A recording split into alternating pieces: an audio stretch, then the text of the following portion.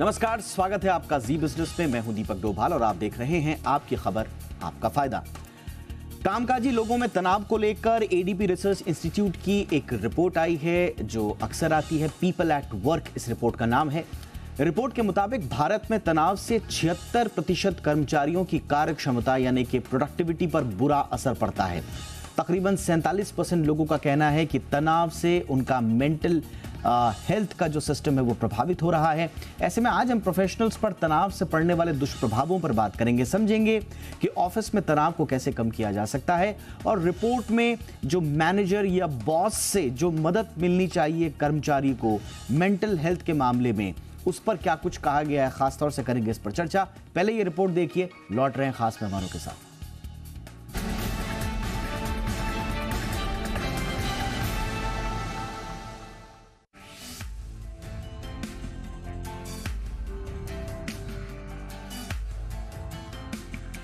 कामकाजी लोगों में तनाव उनकी कार्य क्षमता को बुरी तरह से प्रभावित कर रहा है। एडीपी रिसर्च इंस्टीट्यूट की एक रिपोर्ट के मुताबिक 76% भारतीय कर्मचारियों को लगता है कि तनाव से उनके ऑफिस के काम पर बुरा प्रभाव पड़ता है। वहीं 49% भारतीय कर्मचारियों ने कहा है कि तनाव से उनका मानसिक स्वास्थ्य प्रभावित हो रहा है। ये हालात केवल भारतीय कर्मचारियों से ही नहीं जुड़े हैं।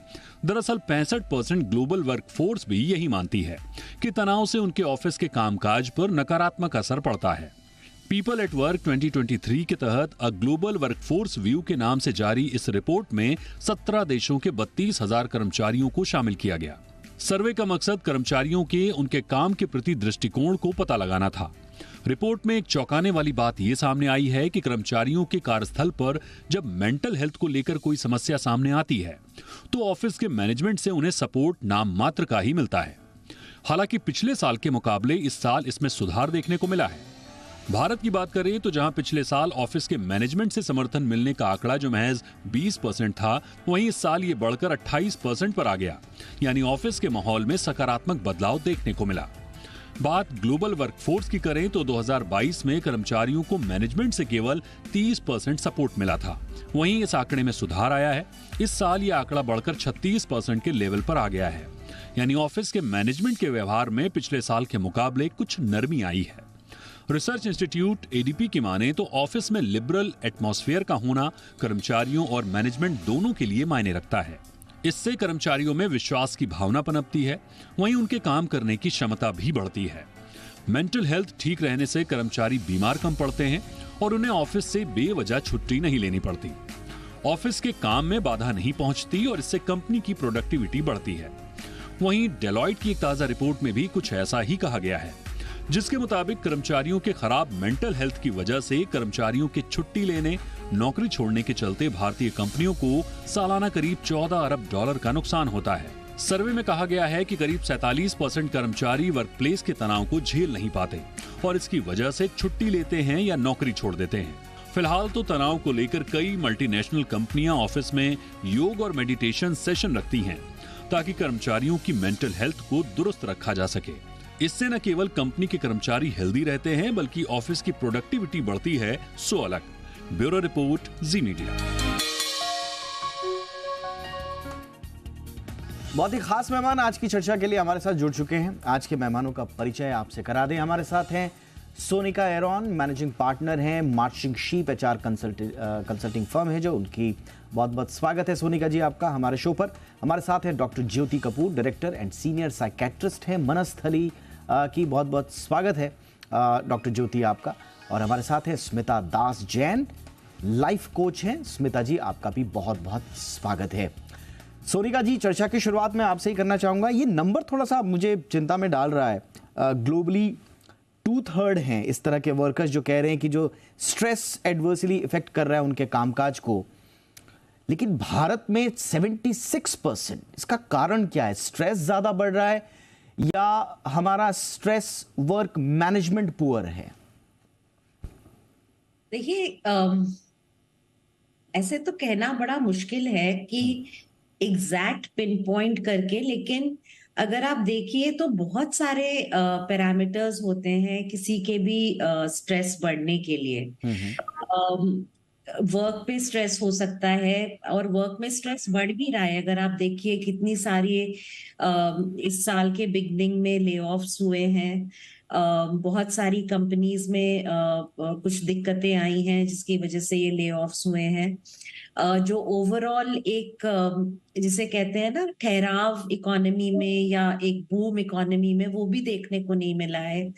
अभी अभी हम कोविड से भी उभरे हैं, और जो एक सब कंपनीज एक पॉसिबली एक एक्सपेक्टेशन लेके चल रही हो कि हम एकदम रिकवर कर लेंगे पोस्ट कोविड, वो भी नहीं हुआ है। और उसकी वजह से बहुत और भी बहुत सारे स्ट्रेस हैं, जैसे कुछ लोगों की जॉब्स गई ड्यूरिंग कोविड, सो उसमें फाइनेंशियल इम्प्लीकेशंस हुए। कुछ लोगों के घर में बेरीफमेंट हुए, उसकी वजह से काफी इम्प्लीकेशंस हुए। तो हमारी लाइफ में काफी उथल पुथल रही है, तो उसकी वजह से स्ट्रेस है।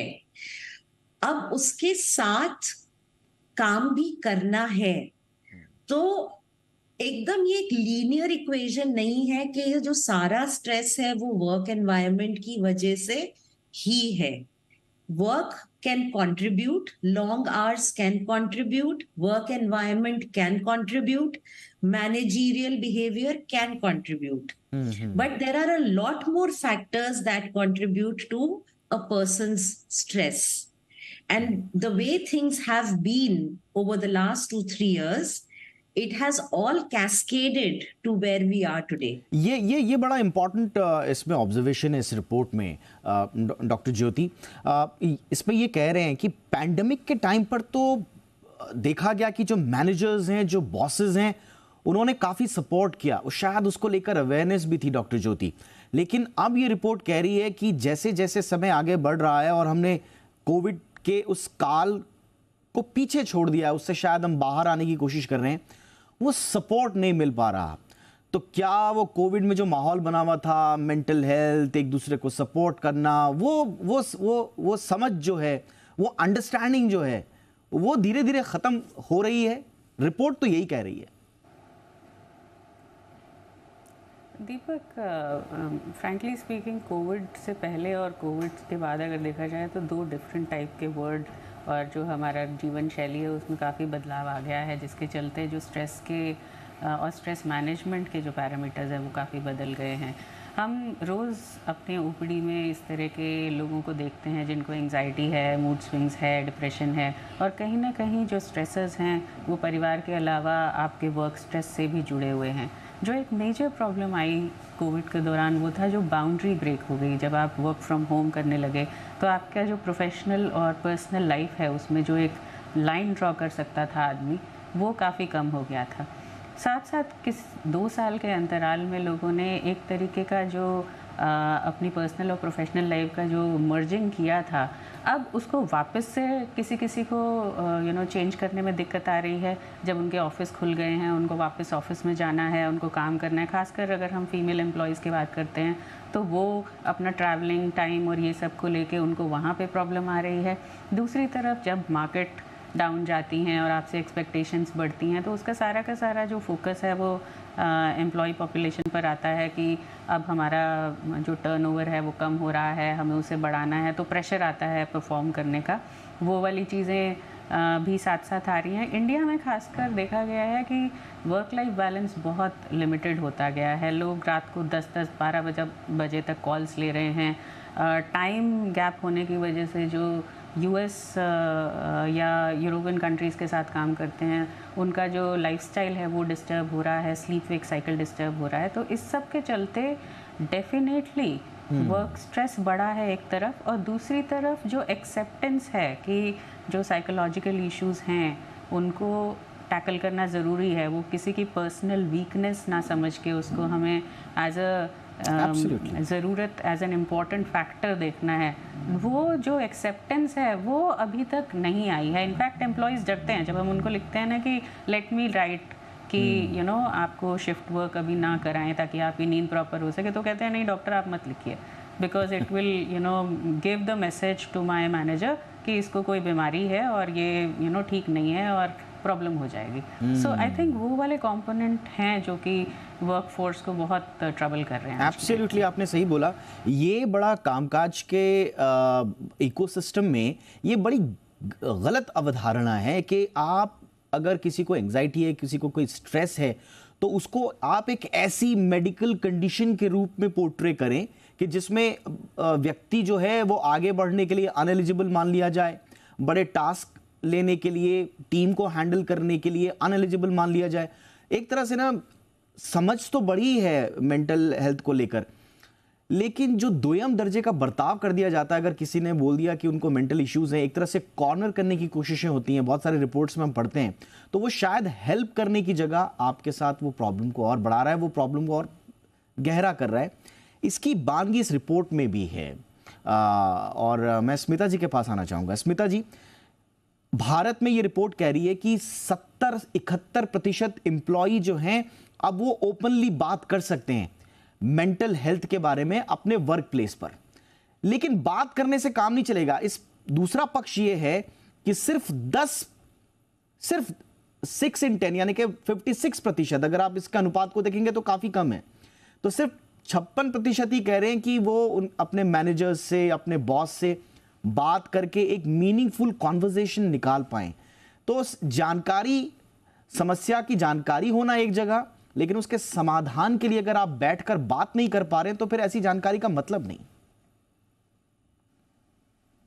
जी दीपक जी, हो क्या रहा है, पैंडेमिक के बाद mental health from the closet से निकल के अब वो बोर्ड रूम में आ गया है, तो इसकी अवेयरनेस हो गई है, तो लोग थोड़ा मेंशन कर रहे हैं, बट वो ओपन टॉक एक्चुअली वो मैनेजर से नहीं हो पा रही। 3 मेन रीजंस है। नंबर 1, जो आपका मैनेजर है वो भी ऑर्गेनाइजेशन के लिए एम्प्लॉय ही है, राइट? आपकी अपनी स्ट्रेस है, आपके मैनेजर पे और भी ज्यादा स्ट्रेस है, एंड वो मैनेजर को भी ये लगता है अपनी अनरियलिस्टिक डेडलाइंस मुझे फुलफिल करनी है। अगर मैं सॉरी स्मिता, मैं आपको रोक रहा हूं यहाँ पर, एक फैक्ट का करेक्शन मैं कर दूं। 71% ऐसे एम्प्लॉई हैं जो कह रहे हैं कि हम बात कर सकते हैं, लेकिन 56%, सिर्फ 56% को ही लग रहा है कि वो बात कर लेंगे और उनके बॉस के पास कोई नेसेसरी टूल है इंगेज करने के मेंटल हेल्थ कन्वर्सेशंस के। तो यानी कि 10 में से 6 लोग ये मान रहे हैं कि बात करने से कुछ नहीं होगा, उनके बॉस शायद इससे आगे समझ नहीं पाएंगे, सिर्फ बात ही करेंगे। तो ये थोड़ा सा फैक्ट करेक्ट करना था मैं। Please continue Smita ji. Exactly, thank you Deepak ji. हाँ, तो मैं ये कह रही थी वही कि ठीक है, उन्होंने तो अपने मैनेजर से बात कर ली, आगे उसका क्या, वही मैनेजर को भी हेजिटेशन है कि आगे वो कहाँ ले जाए, बिकॉज ऑर्गेनाइजेशंस में वो एनेबलिंग एनवायरनमेंट ही नहीं है। Okay, now second reason, specially in India, हमारे एजुकेशन सिस्टम से ही, एंड वही अब कॉर्पोरेट वर्ल्ड में भी परवेसिव है, हम बहुत एम्फेसिस हार्ड स्किल्स को देते हैं। सो आपका एनालिसिस आनी चाहिए, you should be excellent at your work, और आपको शॉर्टेस्ट पॉसिबल टाइम में जल्दी जल्दी डिलीवरी करना चाहिए। जो सॉफ्ट स्किल पे एम्फेसिस है, okay, that emotional bonding, that communication, that training for speaking to employees and taking their problems elsewhere, इसमें कोई अभी भी हम लोग एम्फेसिस नहीं दे रहे हैं। तो ठीक है, एज एन एम्प्लॉय मैंने मैनेजर को बोल दिया, बट मैनेजर को भी नॉलेज नहीं है, मैं उसका करूं क्या, तो वो बात वहीं रुक जाती है, उसके बाद वो बढ़ती नहीं है। और थर्ड, एक toxic work environment. We are in a always all culture. हम अगर मैनेजर से पूछेंगे ठीक है ये डिलीवरेबल देना है, कब चाहिए आपको, हमेशा आंसर फटाफट आएगा, येस्टरडे और एसएप। ये जार्गन्स के बीच में प्रोडक्टिविटी के चक्रव्यूह में हम फंस गए हैं, बहुत सारा इसके लिए स्ट्रेस आ गया है।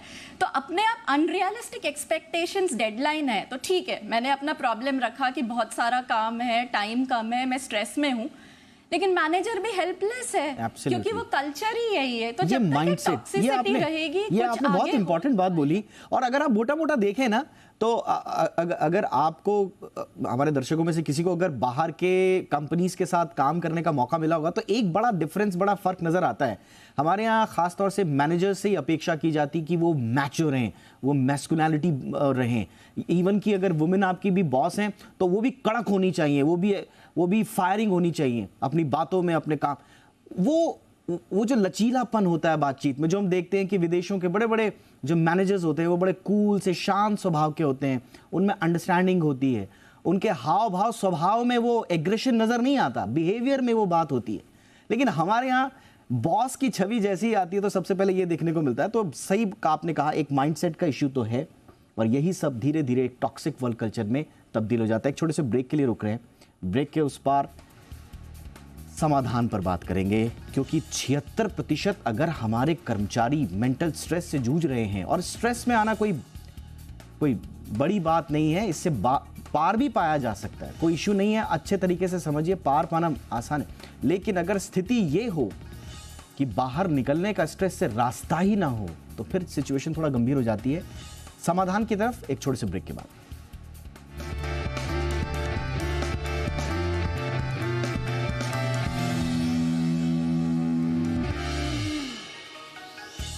ब्रेक के बाद आपका स्वागत है। सोनिका, आपके पास मैं आना चाहूंगा, थोड़ा सा इस समय क्या स्थिति है कॉर्पोरेट में, एम्प्लॉय बॉस या एम्प्लॉय मैनेजर जो रिलेशनशिप है, वो रिलेशनशिप की जो दूसरी परतें हैं, एक तो प्रोफेशनल रिलेशनशिप है जो टारगेट बेस्ड है, जिस पर कंपनियां सबसे ज़्यादा फोकस करती हैं, क्योंकि कंपनियां तो साफ साफ कहती हैं कि हमने कोई धर्मशाला नहीं खोल रखी है, हम कंपनी चला रहे हैं और प्रॉफिट चाहिए, हमारा प्रॉफिट सबका प्रॉफिट, सब आगे बढ़ो, बड़ा सिंपल स्ट्रेट फलसफा है। लेकिन अब पूरी दुनिया में जो रिलेशनशिप है उसकी दूसरी परतों पे भी बातचीत हो रही है, उसमें एक दूसरे की बातों को समझना, एक इमोशनल कनेक्ट की भी बात हो रही है। तो क्या इंडिया में वो कल्चर अभी डेवलप हो पा रहा है कि हम प्रॉफिट बेस्ड रिलेशनशिप से थोड़ा सा रिलेशनशिप बेस्ड रिलेशनशिप की तरफ जा रहे हैं? देखिए, ये दोनों चीजें ना म्यूचुअली एक्सक्लूसिव नहीं है। ये एक जर्नी है जहां पे ये एक अंडरस्टैंडिंग बिल्ड हो रही है कि अगर आज की वर्कफोर्स से हमको हाई प्रोडक्टिव टीम्स बनानी है, इमोशनली रेजिलिएंट टीम्स बनानी है, साइकोलॉजिकली सेफ टीम्स बनानी है, तो हमारी जो मैनेजरियल कैपेबिलिटीज है वो भी अब इवॉल्व करेंगी। आपने अभी थोड़ी देर पहले सवाल बोला या आप किसी से बोल रहे थे कि एक छवि आती है मैनेजर की जो एकदम कड़क दिखता है या दिखती है, उनका बिहेवियर भी वैसे होता है, वो एकदम वो कोई भी वल्नरेबिलिटी नहीं दिखा सकते। लेकिन आज की डेट में जब हम मैं जैसे अपनी एचआर कंसल्टिंग में या अपने क्लाइंट से बात करती हूँ, जब हम मैनेजरियल कैपेबिलिटी की बात करते हैं तो हम बात करते हैं एक ऐसे मैनेजर की जो अपने टीम का एलाय बने, उनके सक्सेस जर्नी में उनका पार्टनर बने, उनको समझे, उनके करियर एस्पिरेशंस को समझे, उनके लर्निंग और डेवलपमेंट स्टाइल को समझे और उनको उस तरह का एक्सपोजर दे सके। तो आजकल इस चीज का अवेयरनेस बढ़ रही है। क्या हर कंपनी इस तरह से मैनेजर्स को डेवलप कर पा रही है? अब आपने ये भी बोला कि देखिए, एंड ऑफ द डे कोई धर्मशाला नहीं चल रही है, प्रॉफिटेबिलिटी भी ड्राइव करनी है, बजटरी कंस्ट्रेंट्स भी हैं, तो डेवलपमेंट के लिए बजट्स भी चाहिए होते हैं। तो जितने ज्यादा मैनेजर्स होंगे उतने ज्यादा टाइम लगेगा इस कैपेबिलिटी को बिल्ड करने में। तो ये एक जर्नी है और इस जर्नी पे बहुत सारी कंपनीज काम कर रही हैं और कुछ लोग नेचुरल लीडर्स भी होते हैं जो एम्पैथेटिक लीडर्स होते हैं, जो बिना किसी डेवलपमेंटल इनिशिएटिव के ऐसी टीम्स जहां पे इमोशनल रेजिलियंस है, साइकोलॉजिकल सेफ्टी है, वो ऐसे टीम्स नर्चर कर लेते हैं। मैं एक चीज और बोलना चाहूंगी कि अगर इस प्रॉब्लम का सही में तोड़ ढूंढना है तो एम्प्लॉयज में भी ये लाइफ स्किल बिल्ड करनी पड़ेगी। देखिए, एक बार आप काउंसलर के पास पहुंच गए मतलब दिक्कत आ गई, लेकिन अगर मैं एज एन एम्प्लॉय अगर मैं ये समझ सकूं कि मेरे लिए स्ट्रेस ट्रिगर क्या है और मेरा कोपिंग मैकेनिज्म क्या है, तो मैं उसको शुरुआत में ही पकड़ सकती हूँ। और उसका तोड़ निकाल सकती हूँ। तो हमको एम्प्लॉइज के साथ भी काम करना एब्सोल्युटली, है। वो तो इंडिविजुअल लेवल पे बिल्कुल सही बात है कि इंडिविजुअल लेवल पे भी स्ट्रेस को हैंडल करना, उसको मैनेज करना, ये आज की डेट में अब सबको आ जाना चाहिए। लेकिन हम बार बार क्यों करें, क्योंकि रिपोर्ट में ये हाईलाइटेड है कि वो जब एक बाहर का रास्ता ढूंढने की कोशिश करता है तो क्या उसे वो प्रॉपर सपोर्ट उसके मैनेजर या लीडर से मिल पा रहा है या नहीं, ये एक प्रश्न चिन्ह। फटाफट से डॉक्टर ज्योति, क्या करना होगा एग्जैक्टली साइकोलॉजिकली स्ट्रॉन्ग, रिजिलियंट और साथ ही साथ में टारगेट ड्रिवन जो एक टीम बनाने की हम बात करते हैं, वो बैलेंस कैसे हो? दीपक, सबसे अहम सवाल यही है कि करना कैसे है, बिकॉज वी नो कि करना है और इस बारे में हम बात कर रहे हैं, पर कैसे करना है वही नहीं हो पा रहा। So like we were listening कि अगर हम मैनेजर्स या एम्प्लॉयज़ की बात करें तो हम सोचते हैं कि उनके स्किल्स डेवलप करने हैं, बट द थिंग इज़ कि स्किल्स डेवलप करने के लिए कौन सी जगह है, कहाँ पे वो स्किल्स डेवलप हो रहे हैं? स्कूल्स में हो रहे हैं, कॉलेजेस में हो रहे हैं, क्या ट्रेनिंग्स के दौरान हो रहे हैं? Because once you reached a certain stage, आपके जो पैटर्न्स हैं वो बड़े सेट हो जाते हैं। जो रोल मॉडलिंग की हम बात करते हैं, जो इमेजेस की हम अपने मन में बात करते हैं, वो बड़े फिक्स हो जाते हैं, तो उससे चेंज करना बड़ा डिफ़िकल्ट हो जाता है। तो पहली बात तो ये है कि ये अंडरस्टैंड करना कि हमें इस पैटर्न को बदलना है, because now it has come to a level where it is harming you. Often people come and say कि वो स्ट्रेस्ड आउट हैं, उनके पास कोई और चारा ही नहीं है, उनको करना ही पड़ेगा वीकेंड पे काम, और हम कहते हैं कि नेगोशिएट कीजिए तो वो डरते हैं। And I was hearing it somewhere in one of the TED talks, I said कि we teach people to negotiate for salary, we don't teach them to negotiate for time, because what is most important to you. अगर आपके पास समय नहीं है अपने लिए, तो आप तनाव को सहने की क्षमता को बढ़ाएंगे कब? आप वो स्किल लाएंगे कब? तो आपको अपने लिए समय चाहिए। ये आपने बहुत इंपॉर्टेंट बात बोली कि हम टाइम के लिए नेगोशिएट नहीं कर रहे हैं, और इसी से मेरे पास क्योंकि वक्त की कमी में फटाफट से चल रहा हूं स्मिता जी के पास। स्मिता जी, एक इश्यू ये भी है कि जाएं तो अगर हम जा रहे हैं बॉस के पास या मैनेजर के पास, बॉस और मैनेजर की भी तो अपनी इमोशनल प्रॉब्लम्स हैं, मेंटल प्रॉब्लम्स हैं। अभी तो हम ये नहीं कह सकते कि कौन मेरा मेंटोर हो जाएगा इसमें, कौन मेरे को बाहर निकाल देगा, जब सामने वाला खुद भी संभवतः उन्हीं परिस्थितियों से जूझ रहा है। तो ये एक ऐसी कहानी है जिसमें सब मरीज हैं। जी दीपक जी, बिल्कुल सही कहा। ये actually right at the top level he organisations को काम करना पड़ेगा।